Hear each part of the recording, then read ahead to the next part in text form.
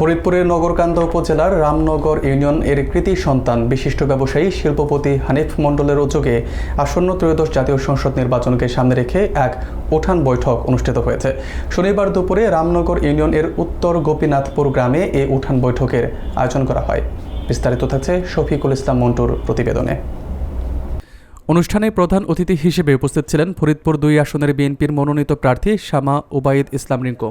এ সময় অন্যদের মধ্যে উপস্থিত ছিলেন ফরিদপুর জেলা বিএনপির আহ্বায়ক মোতারদেস আলী ইসা, জেলা বিএনপির সদস্য সচিব কিবরিয়া স্বপন, নগরকান্দা উপজেলা বিএনপির সাবেক সাধারণ সম্পাদক সাইফুর রহমান মুকুল, উপজেলা বিএনপির সাবেক সহসভাপতি সৈয়দ শাহিনুজ্জামান শাহিন, সাংগঠনিক সম্পাদক শওকত আলী শরীফ, ফরিদপুর জেলা যুবদলের সভাপতি রাজীব, সাধারণ সম্পাদক জাহাঙ্গীর হোসেন, রামনগর ইউনিয়ন বিএনপির সভাপতি সাত্তার মণ্ডল সহ বিএনপির সকল অঙ্গ সংগঠনের নেতাকর্মীরা উপস্থিত ছিলেন।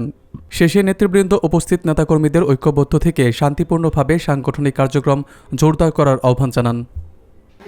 যে অত্যাচার অনাচার ভোট দিতে পারি নাই, সেই সুযোগটা আসছে 12 ফেব্রুয়ারিতে।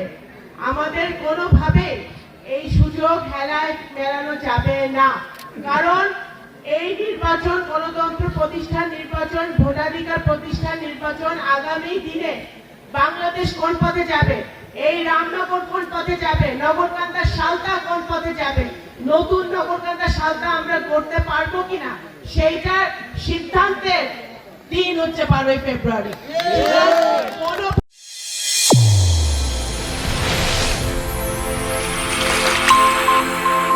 চ্যানেল A1 হৃদয়ের স্পন্দন।